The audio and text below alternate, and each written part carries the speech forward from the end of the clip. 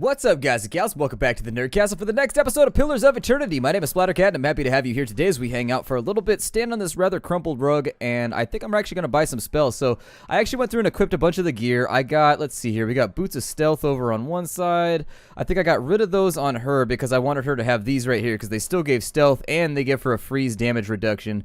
However, with regards to, I don't know, we could equip the stealth boots on just about anybody. It doesn't really matter at this point. I gave him the rabbit fur gloves. I moved around, so the pendant that we got, I gave to him.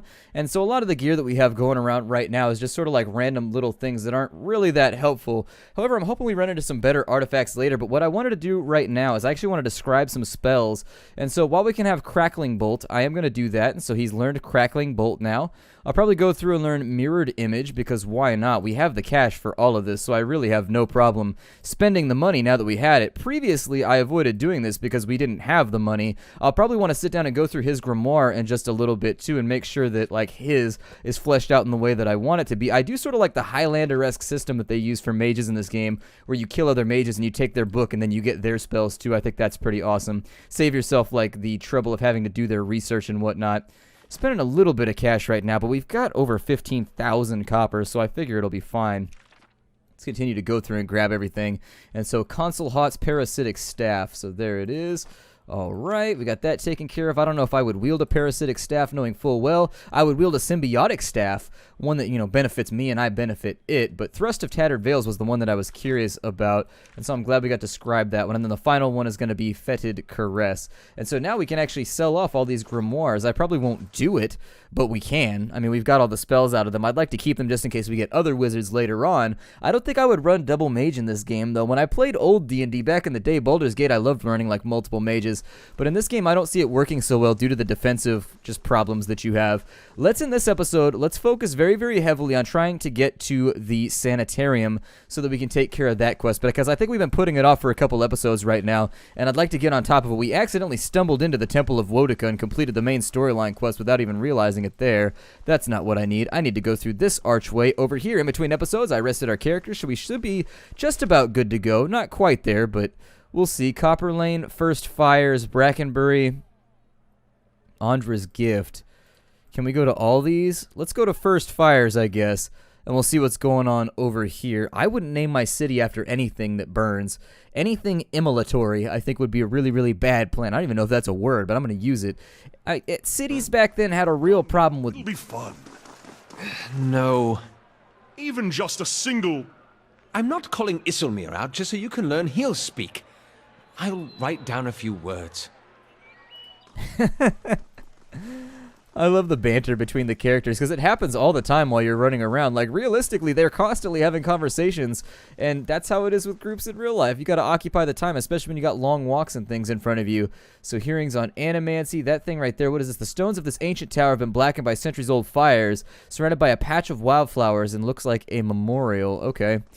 Let's have a look here. It looks like there's nothing down this way. I am going to try and keep myself all nice and situated by holding down the tab key the entire time for anybody that might be named but does not have a yellow plaque. Is this what we're looking for?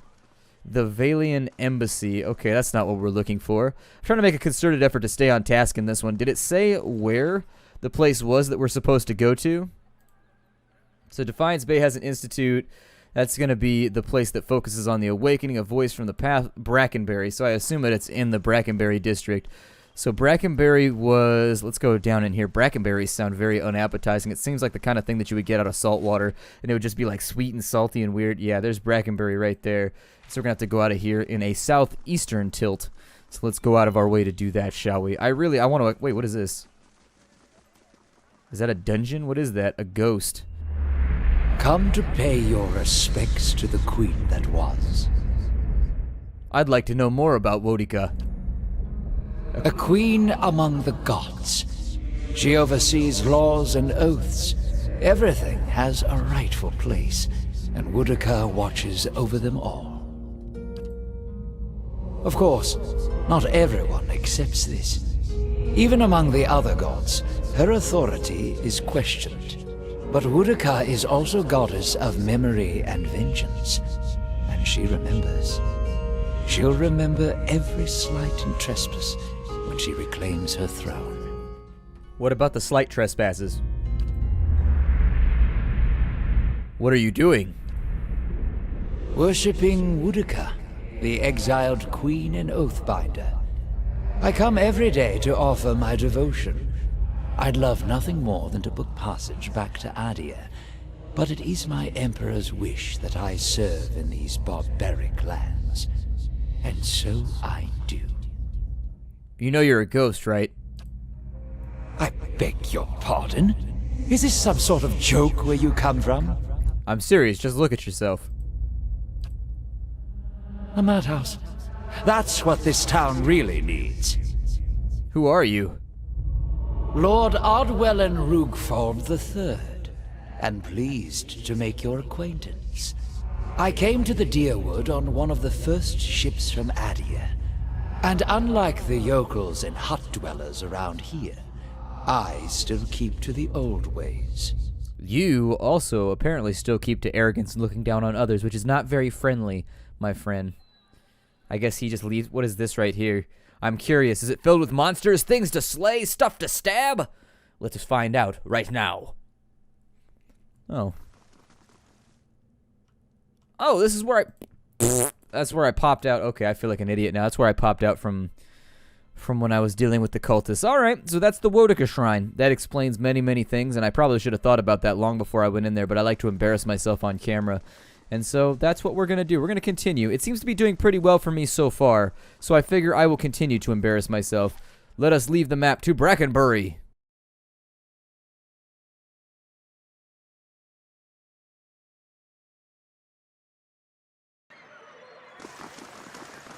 Hey, Olaf, can I, talk to your, your friend? What is it about Isilmir? I'm right here, you know. No, you're both great. It's just, well, I feel like I don't get to spend as much time with her, and she's just so funny. I mean, some of the things she says are not nearly as funny when you've been hearing them for 50 years. Animancer, summon forth for me a kitten. Well, didn't work that way. Well, damn. What is this? Is this the asylum? The sanitarium, okay. Hail and well met. A woman stands in the shade of the garden, muttering to herself. She's fixated on the pages of a large and well-worn tome, seemingly oblivious to the blooming flowers and the cool, fragrant breeze. She only looks up when your shadows cross her page. Do you mind? I'm rather busy. What are you so busy with? She snaps her book shut. I'm studying soul attachment. We all know that souls move into people at birth and out of them at death, but we still have a lot of questions about what makes them stick, so to speak. What do you mean about making them stick? She brushes a stray lock from her forehead. Souls power bodies and give their tissues life, but only when they're firmly attached. It's separation that leads to a whole spate of soul-related ailments, including the Hollowborn. But if we understood how to reattach souls, we could end Widewind's legacy, maybe even conquer death. She scratches behind her ear. That's the theory, anyways. Unfortunately, I don't have all the research I need to put this into practice. What do you need? There's a manuscript called The Theorems of Pandagram. It contains research from Pandagram's experiments on detached souls. The Hall of Revealed Mysteries is rumored to have a copy in the Elder Archives. Pandagram's work is considered to be one of the more daring animancy texts, not something generally circulated among novices, nor easy to get a hold of. I wonder if we might have a peek at it. The theorems could advance my research by leaps and bounds, but Grimda, the High Archivist, worships Whale, which means she has some paradoxical views on sharing and restricting knowledge, and since she's not exactly a proponent of animancy, she tends to restrict the kinds of information that would be useful to me. Maybe she could be persuaded. You're welcome to try, but you wouldn't be the first. Anyways, I should probably get back to my work. Alright, well, I'll leave you alone. Apparently we need to hunt down Pandagram. That sounds awesome. I wish that I could get a Pandagram. I'd give it a hug.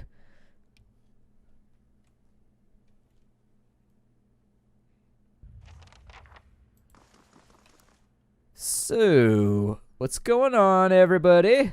I see that you're hanging out in a sanitarium. Hopefully you're just visiting. You're not actually part of this whole thing, right? Okay, good. Glad to hear that your mental health is intact. Let's find the guy that's in charge. Ah, Ethelmore. He seems like the kind of guy that could answer some questions. Seems like the kind of dude that can get shit done. This man's soul was torn asunder by a bivouac. Maybe a sanitarium is where animancers hang out in this game. We need to get some more construction going. Let's go with the next wall, in my opinion. We'll go with the final wall, actually, the West Curtain Wall. And so there it is. Hopefully it'll provide us with a little bit more protection so that we don't get run up on by random people that want to take our stuff. That's the worst kind of people. Head Warden Ethermore, if you wanted it. Aren't you Head Warden Eth? Oh, he's in the statue. Oh. You guys don't mind if I just, like, take all your books, right? Yeah, just don't even worry about it. I'll borrow these, and I'm going to bring them back after I sell them for a nominal fee. How's that sound? Sound good? Awesome. That's a pretty cool couch bed you've got there. It's a pretty sweet kid. Although it's not a shoe, so I guess kid wouldn't work. I suppose we could call it a bouch. Bouch sounds about right. What is this? The painting of a rolling forest glen has a strangely soothing effect. Yes, indeed. Hotel art always does that, doesn't it? A well-maintained statue of a middle-aged man presides over the room, looking down and blinking over the bustle of harried academics pestered by the hopeful desperate. A strong warmth emanates from it that you could sense from across the room. There's a human soul stored beneath the stonework. You feel its attention turned towards you. It has been some time since a watcher graced these halls. His voice echoes deeply, rumbling the floor beneath you. I am envious of your natural insights, traveler. I can only imagine how it might have helped my work in life. Now, what is it that has brought you to my sanitarium? You may have a member of the Leaden Key in your midst. Ethelmore groans and the stone around him shudders. I could have done without hearing that today. Many have their intrusions been into our affairs. Of course, one can seldom be certain whether they've meddled or whether calamity has struck on its own, but a few of their less skilled infiltrators have been exposed from time to time. They are a perpetual nuisance. Once again, I am reminded of how envious I am of your gifts. You are at odds with the Leaden Key as well, I take it. They have something that I need. I hope it isn't knowledge that you seek. They are seldom keen to part with it. Do you have some idea who this person might be? I suspect that it's a patient. Very well, in that case, I would recommend you speak first with our resident animancers. They have frequent interactions with both patients and colleagues. You'll find them up here or in their offices downstairs. You will report anything suspicious to me immediately. This is my only request. I'm also looking for an animancer named Modred. Modred, of course. You'll find him downstairs in the first room on the right. Okay, does anyone here know anything about awakenings? There's an animancer on the lower floor who came all the way from Revua to study them. Take the stairs down and look for Belasige. Okay, so we got a whole bunch of things that we're going to check off the box here today. We've got all kinds of goodies going along, and I love goodies. I just ate through, I had my Easter basket, which had goodies in it. I just ate all of them, unfortunately, because I'm a candy fiend. I went through and I annihilated those peeps. I got all in on those Reese's Pieces. It was so delicious and awesome, but now it's over.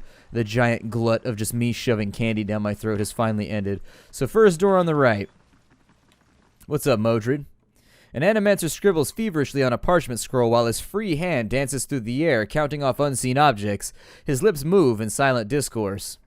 As your shadow falls over his scroll, he looks up at you with mingled perplexity and irritation. Gods keep you. Can I help you? He forces a polite smile. Does the name Helig mean anything to you? Helig, he was and is, well, I mean a colleague of mine. He was primarily a necromancer, but he was involved in animancy too. He worked at the Sanitarium for several years. I dare say everyone here has heard of him. He clears his throat. He left his post recently. I believe he was seeking new opportunities in the Valian Republics. He leans forward. The advances they're making in animancy really are quite remarkable. Surely you've heard. Perhaps you haven't. I've heard it differently. He slides his spectacle down his nose. Just what are you insinuating? If this is your idea of a joke, I assure you it's in very poor taste. So you didn't sink a blade into his chest and dump him in the catacombs. He'll be relieved to hear it. How could... He sighs and runs a hand over his hair. Very well, yes, I killed him. I killed that beast because nobody else had the spine for it. He was a madman. Years of perverse experiments, twisting healthy souls, torturing damaged souls, and for what? He flayed the essence from Glanfathan indigents for his amusement. He waves down the hall. If the public had known half of his deeds, they'd have razed this place to the ground. He jabs his finger on the desk. He used the Sanitarium to disguise his own sick proclivities. He brought shame upon all of us and put the entire discipline at risk. I regret nothing. He calms down and sizes you up. Anyways, now you know the whole grisly story. So you killed him to save your own reputation. Well, let's go with the grimoire. Helig's soul returned to a corpse through sinister magic. He wants revenge. No doubt, he spreads his hands wide, but now you understand why I killed him. Somebody had to. If he sent you, I can only hope I can convince you to return and slay him once and for all. All right, I'll consider it. Consider also the kind of man he is and the kinds of things he's capable of. Don't trust him. I must return to my work, and I wish you well. He returns to his papers. Do you know anything about Rowena? I guess not. He needs the book, though, so that he'll tell me. Helig said you stole a grimoire from him. His brow furrows. His grimoire? What's that madman been telling you? He said you keep it in that trunk over there. He takes the key with a trembling hand, his eyes darting to the trunk behind you. You've been misled. There's no grimoire here, and Helig never intended for you to find one. This wretched thing has an insatiable hunger for blood. He shudders. Thank you for denying him. I hope you can convince him to now return and slay him once and for all. He has something that I need. I don't know what he promised you, but he's already lied to you about the grimoire. I don't have it. If what I've told you about that evil, deceitful man hasn't swayed you, I don't know what else to say. Trust him at your own peril. Of course. Yeah, I guess so. In the corner of Modred's lab rests a large weathered trunk. It seems likely to contain something important, if only by virtue of its size. Examine it more closely. Nothing grabs your attention except for the large padlock on the front. Whatever the animancer keeps in here, he does not want anyone else to see or have it. Let's open it. A heavy lock sets the trunk. It's too sturdy to break, and the mechanism looks too complicated to pick. You have to find the key. I wonder if he gave me the key to the chest because there's something terrible in there. When I opened it, it was supposed to be a trap that killed this guy or something like that. Either that or there's something really good in there. Ah, Bella Sage. Welcome. A woman paces back and forth, her feet crunching on the soft red carpet. She gestures and mumbles to herself, shaking her head as she pores over the pages of notes. She almost walks into you. Ecosi, here I am, looking so hard for answers in my research that I do not see the kith standing in front of me. What can I do? I'm looking for an expert on awakenings. She laughs bitterly. Ah, that would be me, though a lack of research subjects is maybe more of an expert in counting floorboards. I'd like to transfer animancy's success in buttressing pre-awakened souls to soothing those whose souls have already awakened, but I need subjects, and most of the patients here are too broken to produce reliable results. It's a tragedy to come of so far for nothing. Well, you're in luck. I have a volunteer. She springs to the balls of her feet, beaming. Gillard, who is it? Alos's lips curl into a frown. I don't know about this. She grins more broadly still. Don't be silly. The process is perfectly harmless. All you must do is stand in that cage. I beg your pardon? I jest. You adherents are so uptight. I don't even know that the thing is used for. It belonged to the last occupant of the office, I think. Now they upgrade him to a cell. Again, I jest. She rubs her hands together, getting down to business. So I need you to sit down here. She takes Aloth by the shoulders and steers him to the couch. And try to relax, but don't try too hard. Then you will not be relaxing. Indeed, his eyes are humorless. And you must also wear these. A little cold, but the copper will help conduct your essence. The animancer fastens thick copper bands to Alos's forehead and wrists. As she ratchets them tighter, his face twitches with suppressed irritation. Now, I will examine your soul through my scope. She reaches into her desk and produces a long chamber tube. Knobs, dials, and a small toothed wheel run along the side of the device. It is fitted with Audra lenses cut into different thicknesses and concavities. By manipulating them, I find the angles and densities that will allow me to track the anomalies in your soul. How exciting! I've never seen this sort of thing performed. Khan peers at the device with interest. It seems suitably complicated. Does this mean we'll get to talk to Isilmir more? I like that lady. She raises a finger. But first, we must find this cunning interloper. You will answer some personal questions while I make adjustments. Aloth squirms on the couch. Very well. She holds the scope to her eye and flicks a knob. To begin, tell me something personal, something from a time before your awakening. There's nothing to tell. I was just a normal child living in the Seathwood. He looks to you. His face is set in a frown, but the rigid edges of apprehension show through nevertheless. What do you remember about your home? As you speak to Aloth, you feel your voice like a bell in your chest. It tolls softly, luring him into the mist of his own memory. Bella Siege doesn't seem to notice anything, but you feel as if your words are smoothing his essence, untangling its many threads. He closes his eyes, comfortable, modest, quiet when Mother's away, which is most of the time, quiet enough to hear the clink of glass on wood. This is when I know to be the most careful. Father is good about hiding the bottles. Mother, when she's home, is good at pretending not to notice them. This is good. I'm starting to see something. Continue. Tell us about the time you awakened. She bites her tongue as she twists one of the dials. I'm in my 5th year of training. Mother is home. I can let my guard down a little because when she's around, he's only usually angry with her. But he's heard that I have had trouble casting missiles, that my flame shields are unstable. He's furious that I've failed, and my mother's presence reminds him that he has failed too. The first blow takes me by surprise. One moment I'm sweeping the kitchen, the next I'm sprawled on the ground stupidly looking at flecks of my blood on the tile. His boots, glistening with fresh polish, thud across the floor. He kicks me in the stomach and I curl up to shield my vitals, but it's pointless. Protecting one thing only leaves something else exposed.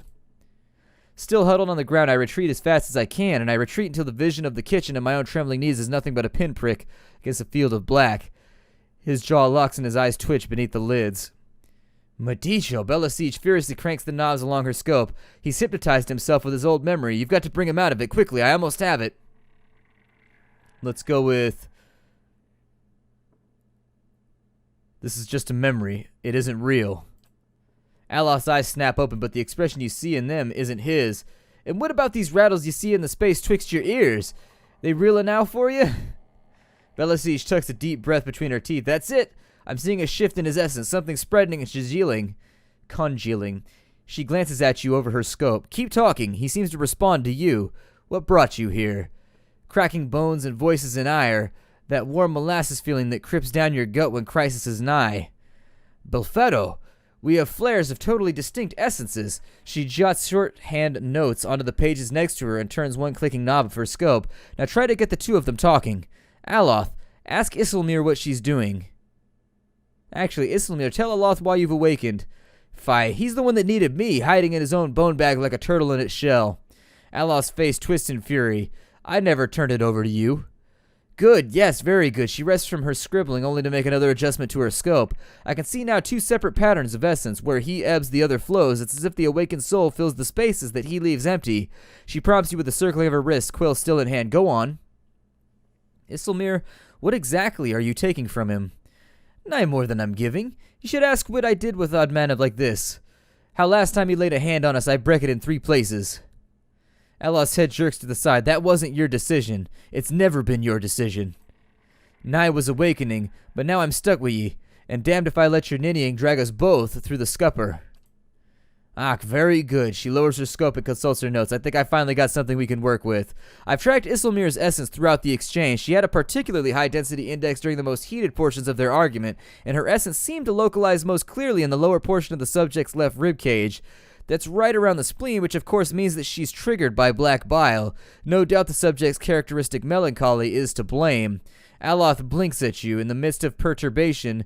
You're not quite sure who's looking out of his eyes. That's utter horse shit. Black bile is it? They've certainly spat their share. Kana studies Aloth dubiously. It's a simpler explanation than I expected, all things considered.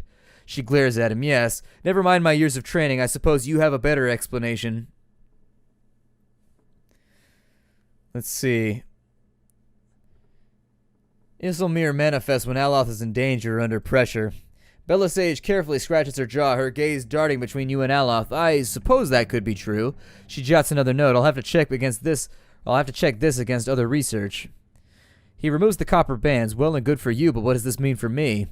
Belisage frowns at her notes, tapping her cheek with a quill and making a grand show of concentration. However, you catch her stealing a glance over you on the pages. Or glancing at you over the pages. God, my eyes are just moving things all over the place right now. Isilmir tries to take control of you when she thinks you can't face a problem on your own. You can't let her make those decisions for you. And so there's another one about dealing with his father, and there's one that... It seems that Isilmir steps in when she determines you're in danger. It's not clear yet whether this is a help or a hindrance. From my position, I'd say it's pretty clearly a hindrance. I've got a lot to process regardless. Thank you for your help, Bag of Bones Bronson. He does not look at Belisage. She sets her notes on the desk and returns to her scope. Well, I hope this has been as useful to you as it has been to me. I finally have material worth publishing. You'll be the toast of Revua, Fentir Aloth. His grimace melts into a crooked smile. Aye, advancing the right-wise principles of animancy, just what you've always wanted. As you turn to leave, you catch a darting movement out of the corner of your eye. Belisage is humming to herself, still occupied with her scope, but Aloth is holding her notes. He's just about to tuck them into his cloak when he catches you watching. He holds a finger to his lip, his eyes wide and imploring. Please, I don't want my personal information published like this, especially not after her nonsense. Leave me out of this. He hides the papers in his cloak. Not to worry, we'll see to this on our own. And so there it is. We got two-sided done. Did we get anything out of it? Oh, good. We got a big old grip of XP. So that's pretty good. 3240 for doing it. That'll work out for a little while. Taxes collected. Lost 209 to bandits. Earned 494. Average adventure added. Quest expires in 2 days. Okay, so what do they mean about the taxes? I guess we'll assign her to it right now. Sagani should be able to take care of that. Which leaves us with... So what's up with the bandits? What's going on with that right here? Weird. I wish that there was a place that I could see these notes over again. It would make me happy, but hey, what can you do? We've been adventuring for about a month now.